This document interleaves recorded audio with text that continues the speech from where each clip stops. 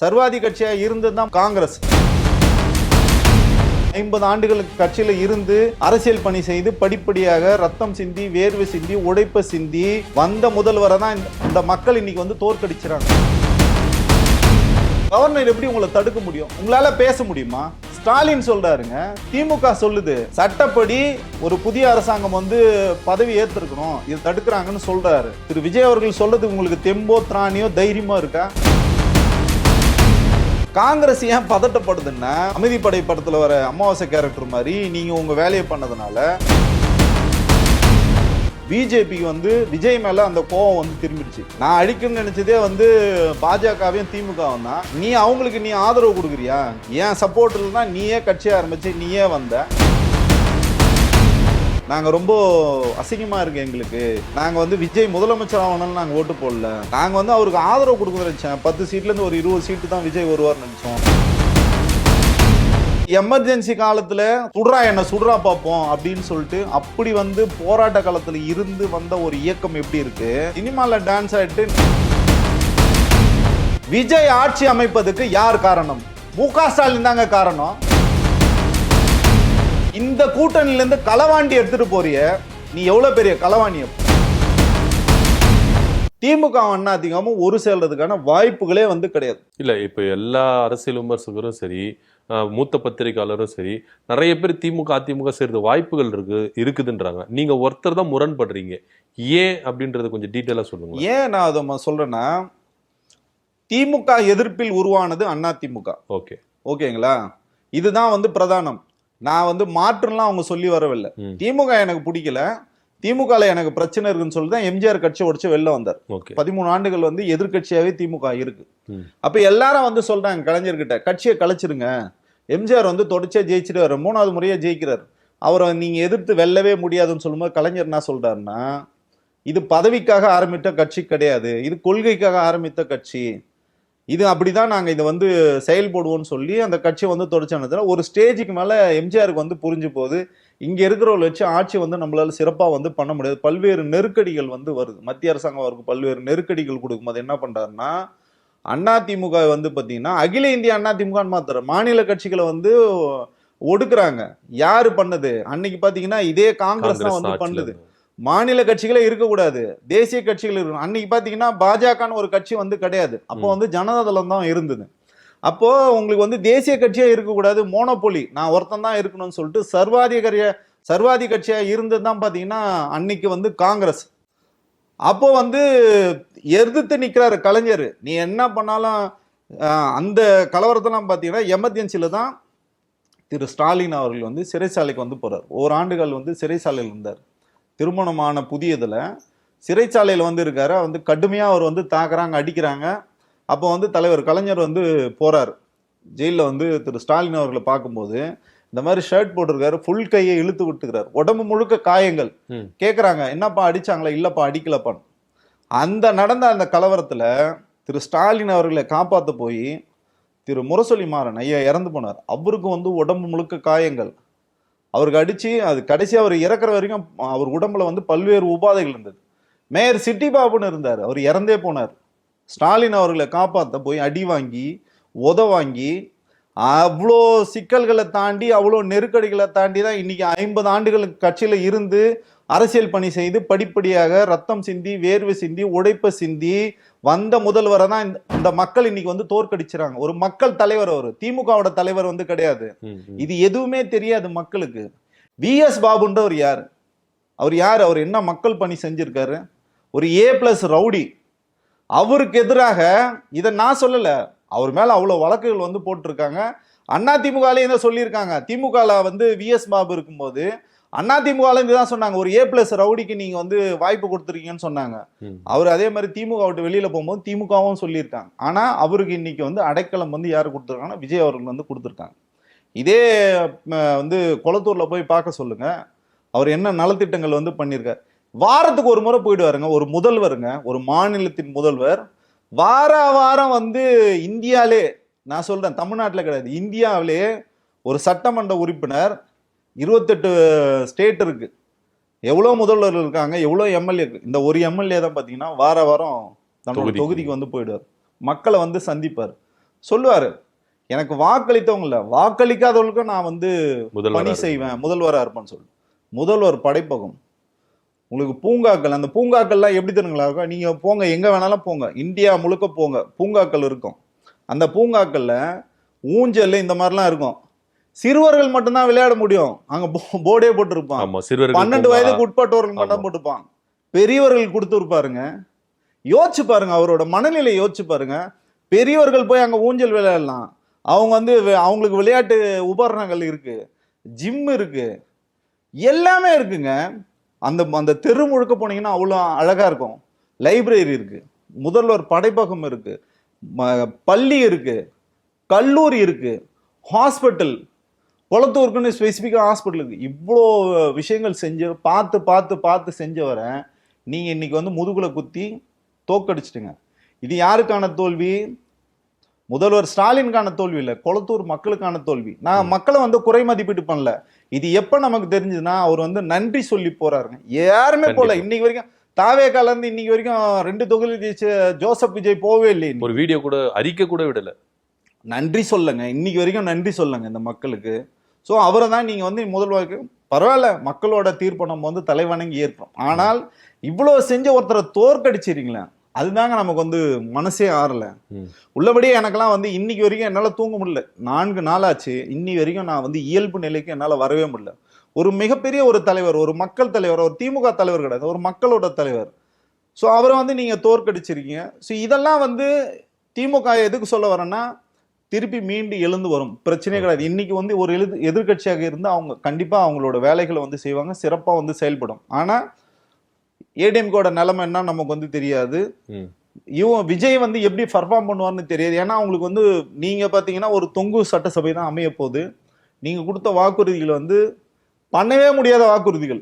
6 cylinder கொடுப்பீங்க, எப்படி நீங்க கொடுப்பீங்க? மத்திய அரசாங்கம் தான் கொடுக்கணும். மத்திய அரசாங்கம் உங்களை வந்து முதல்வராகவே விட மாட்டேன்றாங்களே. கவர்னர் வச்சு முட்டுக்கட்டை போடுறாங்களே. கவர்னர் யாருங்க? கவர்னர் எப்படி உங்களை தடுக்க முடியும்? உங்களால பேச முடியுமா? ஸ்டாலின் சொல்றாருங்க, திமுக சொல்லுது சட்டப்படி ஒரு புதிய அரசாங்கம் வந்து பதவி ஏற்றிருக்கணும், இது தடுக்கிறாங்கன்னு சொல்றாரு. திரு விஜய் அவர்கள் சொல்றது உங்களுக்கு தெம்போ திராணியோ தைரியமோ இருக்கா? இல்ல. என்ன மிரட்டுறாங்க, இந்த மக்கள்லாம் எனக்கு தான் வந்து வாக்களிச்சாங்க, மக்களால் தேர்ந்தெடுக்கப்பட்ட நான் ஒரு முதல்வர், நான் எனக்கு வந்து பதவி பிரமாணம் செய்யுங்கன்னு உங்களால கேட்க முடியுதா? ஏன்னா இப்போ வரைக்கும் உங்களுக்கு மோடியை கண்டா பயம், பிஜேபியை கண்டா பயம். இந்த மாதிரி இருக்கிற சூழ்நிலை நீங்க யோசிச்சு பாருங்க. திரு ஸ்டாலின் அவர்கள் வந்து எல்லாத்துக்கும் ஃபைட் பண்ணாருங்க. தமிழ்நாடு போராடும், தமிழ்நாடு வெல்லும்னு நின்னாரு. உங்களால அப்படி சொல்ல முடியுமா? அப்போ மக்கள் வந்து சிந்திச்சு பார்க்கணும். நம்ம ஒருத்தரை வந்து தனிப்பட்ட முறையில் எனக்கு பிடிக்குங்க, எனக்கும் விஜயை பிடிக்குங்க, எனக்கு பிடிக்கும்ன்றதுக்காக நான் ஒரு எம்எல்ஏ அவர் ஆக்கியிருக்கலாம், இல்லை ஒரு 10 சீட்டு 20 சீட்டு கொடுத்து, இல்லை ஒரு 50 சீட்டு கொடுத்து அவர் ஒரு எதிர்கட்சி தலைவர் ஆக்கியிருக்கலாம். இந்த அரசியல் கத்துக்கிட்டு அடுத்தடுத்த படியே அவர் வந்திருந்தாருன்னா பிரச்சனை. நீங்க ஒரேடியா உச்சாணி கும்பல எடுத்துமே வச்சிங்க. அதோட அந்த பதவியோட வீரியம் என்ன, அதோட கஷ்டம் என்ன, எதுவுமே உங்களுக்கு. ஏன்னா உங்க கால் தான் தரையில படவே இல்லையா, புழுதி பறக்க நீங்க எங்கேயுமே ஓட்டு கேட்கவே இல்லையா, என்ன பண்ணீங்க? நீங்க ஒண்ணுமே பண்ணல. அப்போ வந்ததுனால உங்களுக்கு அந்த கஷ்டம் வந்து தெரியல. இது யாரு, இந்த கஷ்டம் யாரு அனுபவிக்க போறாங்கன்னா, வாக்களித்த நம்ம எல்லாரும் சேர்ந்துதான். ஸோ இதுதான் வந்து கள சூழலா இருக்கிறதுனால நமக்கு நல்லா தெளிவா தெரியும். அண்ணா திமுகவும் திமுகவும் எதிரெதிர் துருவங்கள். அதனால இவங்க 2 பேரும் சேர்ந்து போறதுக்கான 100%, 1000% வாய்ப்புகள் வந்து நிச்சயமாக கிடையாது. ஒருவேளை அப்படி போனா கிரெடிபிலிட்டின்னு ஒண்ணு இருக்கு பாத்தீங்களா, நம்பகத்தன்மை. திமுக இன்னைக்கு தோத்தாலும் திருப்பி களத்துல எழுந்து வரும். தோல்வி வந்து திமுக வந்து புதியதல்ல. திரு ஸ்டாலின் அவர்கள் முதல் முறையாக தோற்கவில்லை, ஏற்கனவே 1000 வழக்குல தோத்துருக்காரு, திருப்பி வந்து அவர் ஜெயிச்சு வந்திருக்காரு. ஓகேங்களா? அதனால அவங்களுக்கு வந்து திமுக நல்லா தெரியும். நம்ம வந்து அண்ணா திமுக கூட சேர்ந்து ஆட்சி அமைக்கணும்னு எங்களுக்கு எந்த விதமான அவசியம் கிடையாது. ஆட்சிக்காக சுகத்துக்காக இருந்தவர்கள் கிடையாது திமுக. அதனால என்னோட கருத்துல நான் தெளிவா சொல்றேன். எத்தனை அரசியல் ஒரு சொன்னா சொல்லணும், எத்தனை பத்திரிகையாரங்க வேணாலும் சொல்லட்டும், திமுக அண்ணா திமுக சேர்ந்து ஆட்சி அமைக்கணும்னு சொல்றது பாத்தீங்கன்னா அப்பட்டமான அயோக்கியத்தனமா தான் நான் பாக்குறேன். நிச்சயமாக திமுக அந்த இன்னைக்கு வரைக்கும் அந்த மாதிரி ஒரு முன்னெடுப்பை திமுக சைட்ல இருந்து 1% கூட நடக்கவே இல்லை. அண்ணா திமுக நடக்குதானா நடக்குது, அது வந்து புரள் எல்லாம் கிடையாது. அண்ணா திமுக தொடர்புல இருந்து அந்த முயற்சிகள் வந்து எடுக்கிறாங்க, நடக்குது. அதுக்கு வந்து திமுக வந்து உடன்படாது. ஓகே, இப்போ இதுல இன்னொரு கருத்தை சொல்றாங்க சார். ஒருவேளை வந்து திமுகவும் அதிமுக ஒன்றிணைஞ்சா எடப்பாடி பழனிசாமி தான் முதலமைச்சரா முன்னிறுத்தி திமுக வந்து ஆதரவு கொடுக்கும் அப்படின்றாங்க. இது எந்த அளவுக்கு சாத்தியமா இருக்கு? ஏன்னா இவங்க கிட்ட 47 சீட்டு தான் இருக்கு. ஒருவேளை திமுக கூட அதிமுக வந்தா பாஜகவெல்லாம் விட்டுட்டு வரணும், பாமகவெல்லாம் விட்டுட்டு வரணும் அப்படின்ற ஒரு சூழ்நிலை தான். இது எப்படி இந்த கணக்கு மேஜிக் போவோம் அப்படின்னு நீங்க நினைக்கிறீங்க? இல்ல அப்படி வந்து கிடையாது. இப்போ வந்து வந்து அதிமுக கூட்டணியில தான் பாத்தீங்கன்னா பாமக இருக்கிறாங்க. ஒரே ஒருத்தவங்க மட்டும்தான் பிஜேபி ஒரு சீட்டை மட்டும் தான் ஜெயிச்சிருக்காங்க. ஸோ அதனால அந்த கூட்டணியில் அமமுகவும் யார் தலைமைன்னு பாத்தீங்கன்னா பாஜக கிடையாது, அதிமுக தான். ஏன்னா இது வந்து சட்டமன்ற தேர்தல் தான். இப்போ உங்களுக்கு என்ன அக்ரிமெண்ட் போட்டிருக்காங்க, திரு ராமதாஸ், அன்புமணி ராமதாஸோட அங்க மேல் சபை எம்பி கொடுத்துருக்காங்க, இங்க பாத்தீங்கன்னா உங்களுக்கு 4 எம்எல்ஏ கொடுத்துருக்காங்க. ஸோ அதனால அதுல வந்து பெருசா சிக்கல் வராது. இந்த சைடு நிச்சயமாக சிக்கல் வரும், திமுக தரப்புல இருந்து சிக்கல் வரும். அதிமுக இருக்கவங்க பாத்தீங்கன்னா எதுவுமே வந்து பேச மாட்டாங்க. பொதுவாக அவங்களுக்கு ஏதாவது ஒரு அரசியல் புரிதல் இருக்குமா அன்புமணிக்குன்னா எதுவுமே கிடையாது. டிடிவி தினகரனுக்கு ஏதாவது புரிதல் இருக்குமானா இருக்காது. அப்படி உங்களுக்கு ஒருவேளை அரசியல் புரிதல் இருந்தா டிடிவி தினகரன் வந்து ஃபர்ஸ்ட் உங்களோட அதிமுக போயிருக்க மாட்டார். எப்படி வந்து உங்களுக்கு வந்து தனியா பிரிஞ்சு வந்தாங்களோ எவ்வளவு கடுமையான தனிப்பட்ட விமர்சனங்கள் வந்து பண்ணாங்க. டிடிவி தினகரன் வந்து எடப்பாடியை பண்ணாரு, எடப்பாடி வந்து இவரை பண்ணாரு. அதே மாதிரி பாத்தீங்கன்னா செங்கோட்டையனும் எடப்பாடி பழனிசாமியும் தனிப்பட்ட முறையில வந்து பயங்கரமான தாக்குதல் வந்து பண்ணிக்கிட்டாங்க. அதனால எனக்கு தெரிஞ்சு வாய்ப்பே வந்து கிடையாது. இந்த நீங்க சொல்ற அந்த திமுக அதிமுக சேர்றதுக்கான வாய்ப்புகள் வந்து 100% இல்லை, 1000% வந்து கிடையாது. இருக்கிற ஒரே வாய்ப்பு தாங்க திரு விஜய் அவர்கள் நிச்சயமாக டைம் வேஸ்ட் பண்ணாம காலம் கடத்தாம முதல்வரா பதவி ஏற்க வைக்க வேண்டியது ஒரு ஆளுநரோட கடமை. அதுதான் அவரோட, அவ்வளவுதான் அவரோட லிமிட். அந்த லிமிட் அவர் வந்து அது கிராஸ் பண்ணும்போது குறைஞ்சபட்சம் எதிர்கருத்து பேச வேண்டியது விஜயோட கடமை. அதை கூட அவர் பேச மாட்டேன்றாரு அப்படின்னு உள்ளபடியே நமக்கு ஆச்சரியமா இருக்கு. சோ இவர் எப்படி 5 ஆண்டுகள் இதை எடுத்துட்டு போப்பாருன்னு உள்ளபடியே நமக்கு ஒரு மிகப்பெரிய ஒரு ஐயம் இருக்கு. சரி, இது ஒரு புறம் இருக்க, இந்த திமுக அதிமுக கூட்டணி சாத்தியம் இல்லை அப்படின்ற ஒரு பேச்சு வந்து விவாதமாவே இருந்தாலும் இந்த செய்தியை கேள்விப்பட்டோடனே காங்கிரஸ் பதறுது. அதாவது எதிரியும் நண்பனாகலாம், எதிரிக்கு எதிரியும் நண்பனாகலாம், எதிரியும் எப்படி நண்பனாக முடியும் அப்படின்ற ஒரு ட்வீட் ஒன்று போடுறாங்க ஜோதிமணி அவர்கள். ஒருவேளை இந்த பயத்தின் காரணமா எடுத்துக்கலாமா? ஒருவேளை இவங்க ஒண்ணு சேர்ந்தா நம்மள காணாம போயிருவோமோ அப்படின்னு ஒரு பயத்தை நம்ம எடுத்துக்க முடியுதா? ஆமா, பயம். இப்ப திமுக அதிமுக ஒண்ணு சேருதுன்னு சொல்ல முடியும், உள்ளபடியே எல்லாருக்கும் ஒரு ஒரு ஸ்மைலிங் வருது. சரி பரவாயில்லையே, இது கூட நல்லா இருக்கு, திமுக அதிமுக சேர்ந்து வரட்டுமே. மெஜாரிட்டி இங்க கிடைக்கல, கண்டிப்பா இந்த பக்கம் பிஜேபி சதி பண்ணுது, ஆட்சி அமைக்க வந்து இன்னைக்கு வரைக்கும் அனுமதி கொடுக்கவே இல்லை. பதவி பிரமாணம் எடுத்துக்கு பார்த்தோம்னா அது வந்து டெட் எண்ட் வேற கொடுக்குறாங்க, 10ஆம் தேதி வரைக்கும் உனக்கு வந்து டைம்னு சொல்றாங்க. அப்ப இந்த சூழலை வந்து நீங்க வந்து எதிர்கொள்ளணும்னா திமுக அதிமுக சேர்ந்து ஆட்சி அமைக்கட்டும்னு சொல்லிட்டு நடுநிலையாளர்கள் வந்து நினைக்கிறாங்க, தொண்டர்கள் கூட நினைக்கிறாங்க. திமுக அதிமுக தொண்டர்கள் நினைக்கும் போது காங்கிரஸ் ஏன் பதட்டப்படுதுன்னா, அதுதான் சொல்றேனே உங்களுக்கு வந்து நீங்க அமாவாசை கேரக்டர் தான் வந்து அமைதிப்படை படத்துல வர அமாவாசை கேரக்டர் மாதிரி நீங்க உங்க வேலையை பண்ணதுனால திமுக அதிமுக சேர்ந்துட்டாங்கன்னா இங்க வந்து முடிஞ்சு போச்சு இல்ல. நீங்க எதுக்கு போனீங்க? பதவி சுகத்துக்காக தான் போனீங்க. அப்ப நீங்க எப்படி பதவி சுகத்தை நீங்க என்ன திமுக அதிமுக அமைச்சரவை வருது, நீங்க சொல்ற மாதிரி வந்து எடப்பாடி ஒரு வாதத்துக்கு எடுத்துப்போம், இது நிச்சயமா நடக்க போறது இல்ல. சோ அப்படி போச்சுன்னா அமைச்சரவையில இவங்க தான் இருக்க போறாங்க. திமுக அப்பவும் பாத்தீங்கன்னா அமைச்சரவையில வந்து போறது கிடையாது, எதிர்கட்சியா தான் வந்து இருக்க போறாங்க. எதிர்கட்சியா வந்து யார் இருப்பாங்க பாத்தீங்கன்னா சிங்கிள் லார்ஜஸ்ட் பார்ட்டி. அப்போ வந்து யாருக்கு பலன்? இப்போ இதுல முக்கியமா ஒண்ணு இதுல பார்க்க வேண்டியிருக்கு, திமுக அதிமுக ஒன்னா சேருது. அப்படி பாத்தீங்கன்னா நியாயமா நீங்க யாருக்கு கொடுக்கணும்? முதல்வர் திமுக தான் கொடுக்கணும், ஏன்னா அவங்க தான் வந்து ஜாஸ்தியான சீட் வச்சுங்க. ஆனா அப்படி என்ன அந்த உருட்டுறாங்க அதிமுக, லாஜிக்கே இல்லாம அதிமுக தான். அதுவும் வந்து எடப்பாடி பழனிசாமி தான் வந்து முதல்வர் ஆகிறது. எடப்பாடி பழனிசாமிக்கு என்ன தகுதி இருக்கு? 11 தோல்விகளை சந்திச்சு 12வது தோல்வி வந்து சந்திச்சிருக்காரு. அந்த கட்சியை இன்னைக்கு சின்ன பின்னமா போனது காரணமே எடப்பாடியோட அந்த தனி மனித, அவரு நான் மட்டும்தான் இங்க வந்து கிங்கா இருக்கணும், கிங் மேக்கரா இருக்கணும்னு நினைச்சதுனால அதிமுக இன்னைக்கு வந்து இவ்வளவு பெரிய சரிவை வந்து சந்திச்சிருக்கு. இந்த பக்கம் பாத்தீங்கன்னா எதிர்கட்சியா யார் இருப்பாங்கன்னா திமுக எதிர்கட்சி அந்தஸ்தே கிடைக்காது. அவங்க வந்து எதிர்கட்சி அந்தஸ்துல இருந்து கீழே இறங்கி போகணும், கூட்டணி கட்சியா தான் இருக்க முடியும்.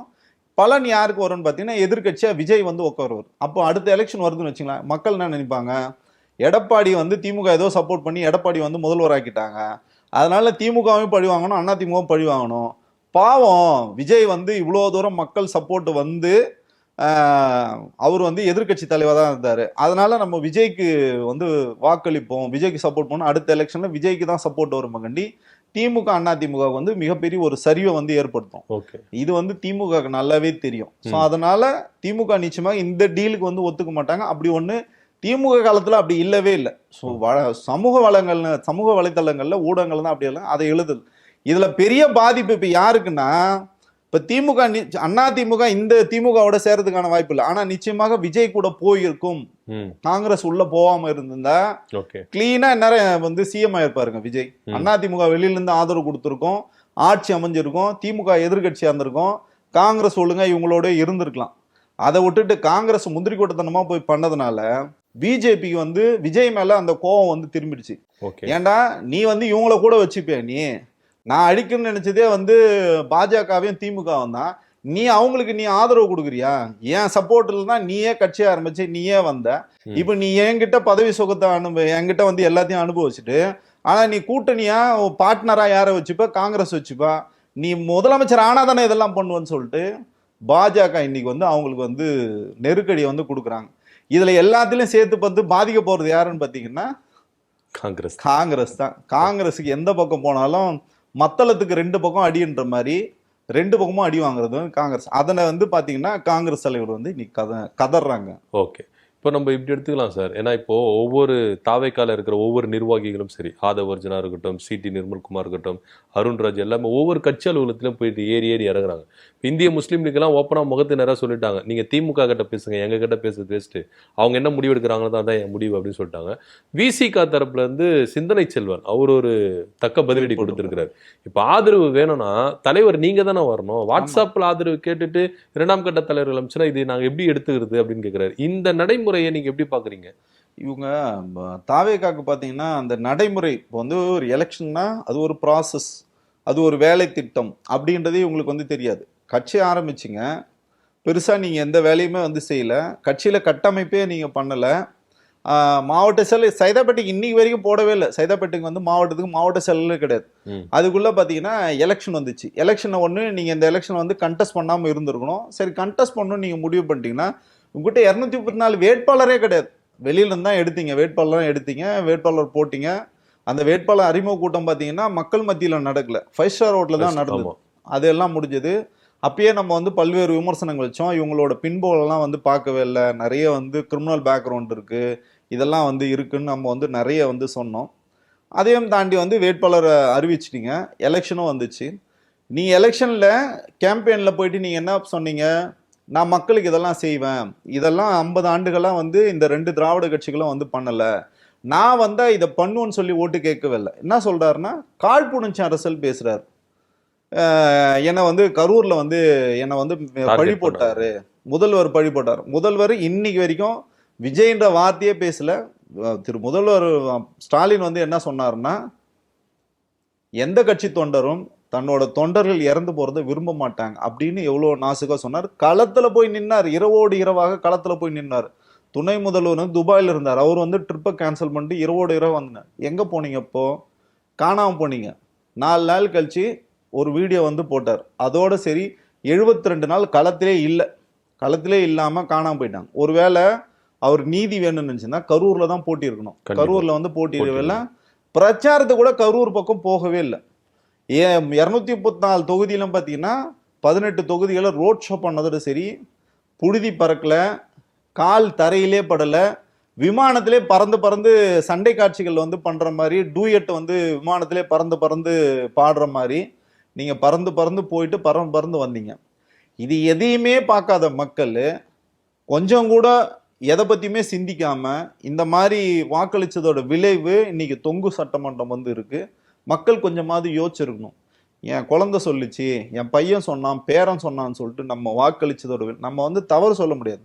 வாக்களித்தவர்கள் வந்து எஜமானர்கள் தான், மக்கள் தான் இங்க எல்லாமே பிரதானம். இருந்தாலும் மக்கள் வந்து ஒரு தெளிந்த மனநிலையில இருந்தாங்களா அப்படின்னா அந்த மக்களே சொல்றாங்க, நம்ம சொல்ல, மக்களை நம்ம வந்து குறை மதிப்பீடு பண்ணல, மக்கள் தப்பு பண்ணிட்டாங்க நம்ம சொல்ல. அதே மக்கள் சொல்றாங்க, நாங்க இப்போ வந்து கில்ட்டியா ஃபீல் பண்றோம், கண்டிப்பா நாங்க ரொம்ப அசிங்கமா இருக்கு எங்களுக்கு, நாங்க வந்து விஜய் முதலமைச்சர் ஆகணும்னு நாங்க ஓட்டு போடல, நாங்க வந்து அவருக்கு ஆதரவு கொடுக்க நினைச்சேன், 10 சீட்ல இருந்து ஒரு 20 சீட்டு தான் விஜய் வருவார்னு நினைச்சோம், அதே மாதிரி ஸ்டாலின் அவர்கள் வந்து தோத்து போவாருன்னு நாங்க ஓட்டு போடலன்னு இன்னைக்கு மக்கள் வந்து கதறி அழுவுறாங்க. இப்படி ஒரு முதல்வரை நாங்க வந்து மிஸ் பண்ணிட்டோம். அதை விட எல்லாத்தையும் விட சிகரம் வச்சது போல முதல்வர் வந்து ஸ்கோர் பண்ணிக்கிட்டே இருக்கார். தோத்த எம்எல்ஏ அடுத்த நாளே போய் நிற்கிறார், தொகுதியில் போய் நின்று மக்களுக்கு வந்து நன்றி சொல்றாரு, அழுவுறாங்க, அழுவாதீங்கன்னு சொல்றாரு. இந்த பக்கம் பார்த்தீங்கன்னா ஜெயிச்சவர் யாருமே வந்து களத்திலே நிற்கல. ஆனால் ஒருத்தர் வந்து அருவாளை வச்சு கேக் வெட்டுறாரு. அன்னைக்கு நாளே பார்த்தீங்கன்னா ஒருத்தர் வந்து போக்சோல கைதாகிறார். இந்த 3 நாளில் கிட்டத்தட்ட 28 எஃப்ஐஆர் வந்து நடந்திருக்கு. 28 பேரும் வந்து தாவேக்காரர்கள். அப்போ சட்டம் ஒழுங்கை பற்றி நம்ம பேசணும். சட்டம் ஒழுங்கு இன்னைக்கு வந்து சந்தி சிரிக்குது. பெண்கள் பாதுகாப்புன்னு சொன்னோம், அதே கட்சியில் இருக்க வட்ட செயலர் இன்னைக்கு வந்து போக்சோல வந்து கைதாரு. இது வெகுஜன மக்கள் வந்து பார்க்கணும். நம்ம பார்க்கறது வந்து சோசியல் மீடியாவில் பார்க்கறது கிடையாது அரசியல். சும்மா வந்து ஒருத்தவங்களை வந்து அழுது அடம் பிடிச்சி ஒரு சிம்பத்தி கிரியேட் பண்ணி ஒரு என்ன சொல்றதுன்னா, நான் வந்து பாதிக்கப்பட்டுன்னு சொல்லி நம்மக்கிட்ட ஓட்டு கேட்கறது அரசியல் கிடையாது. அரசியல்னா மக்களுக்கான அரசியல் பேசணும், மண்ணுக்கான அரசியல் பேசணும், களத்தில் நிற்கணும், பொதுவாக வந்து யாரையாவது எதிர்க்கணும். இன்னைக்கு யாராவது ஒரு எதிர்த்து அவரால் பேச முடியுதா? உள்ளபடியே சொல்கிறேன், இந்த 5 ஆண்டுகள் எப்படி போகுதுன்னே வந்து தெரியல. ஒரு அரசியல் விமர்சகராக நமக்குலாம் அவ்வளோ வேலைகள் இருக்குது. நம்ம தான் இன்னைக்கு பேச வேண்டியிருக்கு, ஊடகங்கள் தான் இன்னைக்கு எதிர்த்து இதெல்லாம் பேச வேண்டியிருக்கு. நிச்சயமாக திமுக வந்து ஒரு வலுவான எதிர்கட்சியாக இருக்கும். ஆனால் ஆளுங்கட்சியாக விஜய் இதெல்லாம் பேசுவாரா அப்படின்றது நமக்கு ஒரு பில்லியன் இப்போ கடைசியாக வந்து 10ஆம் தேதி டெட் எண்ட் கொடுத்துருக்காரு ஆளுநர். இந்த 10ஆம் தேதிக்குள்ள வந்து ஆட்சி அமைக்கணும், இல்லாட்டி அடுத்த கட்ட நடவடிக்கை. அவங்க என்ன நினைக்கிறாங்கன்னா, குடியரசுத் தலைவர் ஆட்சி எப்படியாவது இங்க இம்ப்ளிமெண்ட் பண்ணணும். அது வந்து ஜனநாயகத்துக்கு வந்து விரோதமானது. ஒருவேளை குடியரசு ஆட்சி தலைவருடைய ஆட்சி இங்க அமுல்படுத்தப்பட்டா என்னென்ன விளைவுகள் நம்மளுக்கு கிடைக்கும்? விளைவுகள் வந்து மோசமா இருக்கும். எமர்ஜென்சி காலத்துல என்னன்னு பாத்தீங்கன்னா, நீங்க வந்து டெட் எண்ட் வச்சிருப்போம் 6 மணி 8 மணினா 8 மணிக்கு மேல நீங்க 4 பேர் சேர்ந்து சாலையில வந்து ஒன்னா போக முடியாது. வாகனத்துல வந்து நீங்க வந்து ஒருத்தர் தான் போகணும், டபுள்ஸ் வந்து போக முடியாது. சைக்கிள்ல அந்த காலத்துல வந்து டபுள்ஸ் போக முடியாது. டபுள்ஸே போக கூடாது. சரி, ஒருத்தர் தான் வந்து போகணும். அதே மாதிரி பார்த்தீங்கன்னா அவங்க எந்த சட்டத்தை வேணாலும் இங்கே திணிப்பாங்க. ஒரு உதாரணத்துக்கு சொல்றேன், இப்போ வந்து மத்திய அரசாங்க கட்டுப்பாடுல என்னென்னலாம் இருக்கு. இப்போ வந்து உங்களுக்கு தேசிய கல்விக் கொள்கை வந்து இம்ப்ளிமெண்ட் பண்ணுவாங்க. அவ்வளோ தூரம் கூட நீங்க போவானா ட்ரெயின் டிக்கெட்டு விலையேத்துறான்னு வச்சுங்களா. இப்போ வந்து நீங்க இங்க இருந்து நீங்க திருச்சி போறீங்க, வந்து ஒரு 200 ரூபாய் டிக்கெட்டுன்னா 1000 ரூபாய் ஏத்துறாங்க கூட நீங்க எதிர்த்து போராட முடியாது, குரல் கொடுக்க கூட கூடாது, வந்து போராடவே முடியாது. உங்களை வந்து எந்த விதமான இதுவும் கேட்காம தூக்கி உள்ள வைப்பான். இப்போ ஊடகத்துல உட்காந்து நம்ம இப்படி பேசுறோம் பாத்தீங்களா, கருத்து சுதந்திரம் வந்து இருக்காது. உங்களை எந்த விதமான கேள்வியும் கேட்காம உங்க சேனலை வந்து முடக்கலாம், பேசுற நம்மளை வந்து கைது பண்ணலாம், என்ன வேணாலும் பண்ணலாம். வந்து பத்திரிகை அலுவலகங்கள் வந்து சூறையாடுவாங்க, பத்திரிகை அலுவலகம் மேல வந்து வழக்கு போடுவாங்க. எதுவுமே வந்து உங்களுக்கு பெண்களுக்கு வந்து என்ன சொல்றதுன்னா, ஒரு போலீஸ்காரர் வந்து பெண்கள் வந்து காவல் நிலையத்துக்கு வந்து வைக்கக்கூடாதுன்னு ஒரு சட்டம் இருக்கு, இரவுல வந்து வைக்கக்கூடாது. ஆனா கூட்டு போனாலும் உங்களால எந்த கேள்வியும் கேட்க முடியாது, எதுவுமே வந்து நடக்காது. அப்போ இந்த மாதிரி ஒரு யோசிச்சு பாருங்களேன், அது எப்படி இருக்கும், நரக வாழ்க்கை அது. துப்பாக்கி சூட்டு உன்னை வந்து ஒரு துப்பாக்கி எடுத்து சுட்டா கூட உங்களால கேள்வி கேட்க முடியாது. இதெல்லாம் வந்து எமர்ஜென்சில வந்து சந்திச்ச இயக்கம் பாத்தீங்கன்னா, அந்த எமர்ஜென்சிலே வளர்ந்த இயக்கம். இப்ப இன்னைக்கு வந்து எல்லாரும் சொல்றாங்கல்ல, உலக சாதனை படிச்சுட்டாரு விஜய், உலகத்திலே நடக்காது, கட்சி ஆரம்பிச்சு 2 வருஷத்துல வந்து முதலமைச்சர் ஆயிட்டாருன்னா. அப்படிலாம் முதலமைச்சராகல கலைஞர், அண்ணாதுரை அப்படி முதலமைச்சராகல, ஸ்டாலின் அப்படி முதலமைச்சராகல. இந்த எமர்ஜென்சி காலத்துல துப்பாக்கி முனையில வந்து நின்னாங்க, மார்பை வந்து நின்னு காமிச்சாங்க, சுடுறா பார்ப்போம் அப்படின்னு சொல்லிட்டு. அப்படி வந்து போராட்ட காலத்துல இருந்து வந்த ஒரு இயக்கம் எப்படி இருக்கு, எதுவுமே இல்லை, சினிமால டான்ஸ் ஆயிட்டு நேரா வந்து இன்னைக்கு வந்து முதலமைச்சரா நீங்க உட்காந்துட்டீங்க, இது எப்படி இருக்கு? அதுதான் சொல்றேன், அந்த மாதிரி எமர்ஜென்சி வரக்கூடாதுன்னு திமுக சொல்லுது. திமுகவுக்கு தெரியும், அந்த எக்ஸ்பீரியன்ஸ் இருக்கு. அதனாலதான் அவங்க சொல்றாங்க இந்த அரசாங்கம் நல்லபடியா நடக்கணும், வந்து விஜய் அவர்களுக்கு வந்து நீங்க உடனே பதவி பிரமாணம் பண்ணணும், நாங்க அவங்களுக்கு வந்து துணை நிற்போம், 6 மாத காலம் வந்து நாங்க எந்த கேள்வியும் கேட்க மாட்டோம். உங்களுக்கு அந்த ஒரு புரிதல் கூட இல்லாம இப்ப என்ன சொல்றாங்கன்னா, சோசியல் மீடியால ஸ்டாலின் தான் தடுக்கிறாரு. இது நம்ம என்ன சொல்றது, இந்த மக்கள் வந்து உள்ளபடியே நம்ம என்ன சொல்றதுன்னு நமக்கு வந்து தெரியல. ஸோ இதெல்லாம் வந்து மாறணும்னா விஜய் வந்து ப்ரோஆக்டிவா இருக்கணும். இமிடியேட்டா அவர் வந்து இன்னைக்கு வந்து விடுதலை சிறுத்தைகள் கம்யூனிஸ்டுகள் வந்து ஆதரவு கொடுத்தா தப்பிச்சது, நாளைக்கு வந்து நிச்சயமா அவர் வந்து முதல்வர் பதவி ஏற்கலாம், எந்த சிக்கலும் இல்லை. ஒரு வேளை இவங்க வந்து அவங்களோட சொந்த விருப்பம் தான், அவங்களோட தொண்டர்கள் விருப்பம் தான். திமுக வந்து அவங்கள புஷ் பண்ணல, நீங்க வந்து ஆதரவு கொடுக்கக்கூடாதுன்னு சொல்லவே இல்லை, அவர் உங்க விருப்பம்னு சொல்லிட்டார் முதல்வர். அப்போ நீங்க என்ன பண்ணலாம், ஒருவேளை அவங்க வந்து ஆதரவு கொடுக்கலன்னா கோர்ட்டை அணுகலாம். கோர்ட்டை நீங்க அணுகுனீங்கன்னா நிச்சயமாக நமக்கு எஸ்ஆர் பொம்மை வழக்குல இருந்து எல்லாமே பல்வேறு உதாரணங்களுக்கு முன்னாடி இருக்கிறதுனால விஜய் அவர்கள் பார்த்தீங்கன்னா 118 இங்க ப்ரூவ் பண்ணணும் அவசியம் கிடையாது. அவர் ஃப்ளோர் டெஸ்ட்ல தான் வந்து ப்ரூவ் பண்ணோம். ஒருவேளை அது குறைஞ்சதுன்னா கூட திமுக அதிமுக வெளிநடப்பு பண்ணும். வெளிநடப்பு பண்ணாங்கன்னா இன்னும் உங்களுக்கு புரிய மாதிரி சொல்றேன்னா, சட்டசபையில் வெறும் 50 பேர் இருந்தா கூட சரி, விஜய் கட்சிக்காரங்களே பாதி பேர் போகலனாலும் சரி, வெறும் 50 பேர் இருந்து 26 பேர் வந்து விஜய்க்கு ஆதரவு அளிச்சாலே போதும், அவர் வந்து ஆட்சியை வந்து தொடரலாம். சிக்கல் எங்க வரும்னு பாத்தீங்கன்னா, நலத்திட்டங்கள் நீங்க வந்து ஃபார்ம் பண்றீங்க, இல்ல ஒரு பில் பாஸ் பண்ணணும் அப்படின்னும் போது உங்களுக்கு பெரும்பான்மை கிடைக்காது. இப்ப எப்படி டீலிமிட்டேஷன் நம்ம வந்து தோற்கடிச்சோம், மத்திய அரசாங்கம் எவ்வளவு பெரிய சூழ்ச்சி எடுத்துட்டு வந்து டீலிமிட்டேஷன் எடுத்து வரும்போது திமுக தான் அதை எதிர்த்து போராடி எல்லா கட்சிகளும் வந்து முற்போக்கு சக்திகள்லாம் சேர்த்து எப்படி அந்த பில்லை வந்து உங்களுக்கு வந்து ஃபெயிலியர் பண்ணாங்க. அதுல கூட அவங்க வந்து உருட்டுனாங்க. இது வந்து பெண்களுக்கு இடஒதுக்கீடு, இந்த பெண்களுக்கு இடஒதுக்கீடு அதுக்கு சம்பந்தமே கிடையாது.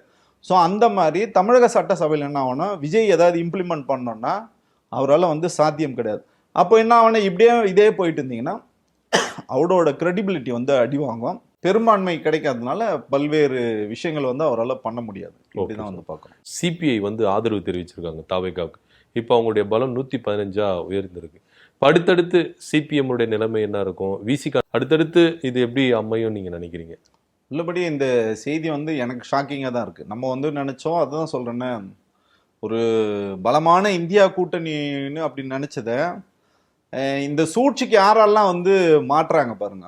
அந்த ட்ராப்புன்னு சொல்லுவாங்க, அணி ட்ராப்புன்னுவாங்க. அந்த மாதிரி பார்த்தீங்கன்னா ட்ராப்பு வந்து பாஜக அந்த விரிக்கின்ற அந்த வலையில எதுவுமே தெரியாம அந்த என்ன சொல்றதா, அந்த ஒரு ரசிகர் மோகம்னு நம்ம சொல்றதா, நம்ம தோழர்கள் தான். ஆனாலும் வந்து தவறு பண்ணும்போது நமக்கு பிறந்த குழந்தையா இருக்கான், குழந்தை தப்பு பண்ணா தப்பு தானே. இப்ப நமக்கு அப்பா இருக்காரு, அப்பா ஒரு தப்பு பண்ணா தப்பு தானே. அந்த கோணத்தில் தான் நான் வந்து பேசுறேன். இது உள்ளபடியே நமக்கு வந்து ஷாக்கிங்கா இருக்கு.